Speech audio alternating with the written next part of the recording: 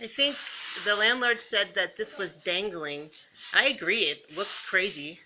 Unfortunately, since people have to come in like every almost once or twice a month to redo the cabling because the electricity busts.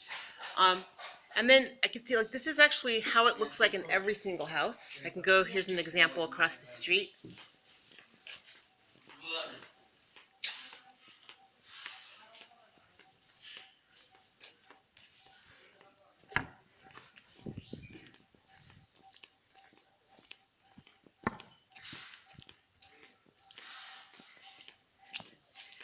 They have exactly the same situation.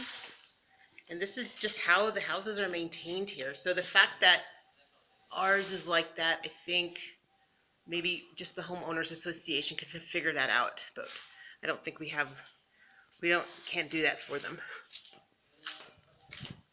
And here's a third house just for a reference sake.